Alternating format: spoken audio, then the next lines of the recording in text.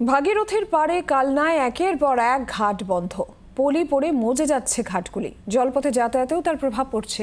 এবার ঘাটগুলি সংস্কারের দাবি করছেন কালনাবাসী।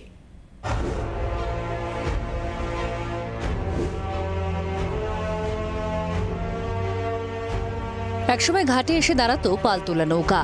কালনা নদিয়া পারাপার করতেন যাত্রীরা। সবজি সহ নানা পণ্যের ব্যবসা চলত জলপথে। আর ঘাট থেকে নামা যাত্রী ও পণ্য পরিবহনে চলাচল করত ছোট যানবাহন। মুটে মজদুর হিসেবেও অনেকে কাজ করতেন, আবার নৌকা চালিয়ে চলত সংসার। কিন্তু সেসব এখন ইতিহাস। কালনার 108 শিব মন্দিরে ভিড় করতেন পুণ্যার্থীরা, ঘাটে স্নানও করতেন। ফলে পুজো সহ একাধিক সামগ্রীর দোকানও ছিল। কিন্তু ঘাট বন্ধ হয়ে যাওয়ায় বন্ধ হয়েছে সেসবও। রোজগার কমেছে, বন্ধ হয়েছে ঘাট ঘেঁষা দোকানপত্র। এর ফলে ক্ষতি হচ্ছে, এখান থেকে কিছু ব্যবসা ট্যাবসারা হতো তা হতো। ওপারের লোকজন আসা যায়, এইভাবে যদি বন্ধ হয়ে যায় ঘাট, তাহলে তো আমাদের কালনা শহরেরও অনেকটাই ক্ষতি। নদিয়ার সঙ্গে তো ভালোই যোগাযোগ একটা কাছে আছে। হ্যাঁ, এখানে সব সবজি ফবজি আসে তা আসে, ওনারাও আসলে 5 রকম বেঁচে কিনা যাতায়াত আমাদেরও ইনকাম।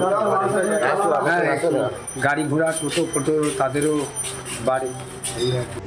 পাথুরিয়া মহল, সর্ষেপট্টি, মহিষমর্দিনী ঘাট, মিলিটারি ঘাটে একসময় ভিড়ত পালতোলা নৌকা। আসা যাওয়া এখানে সবই বন্ধ হয়ে গেল।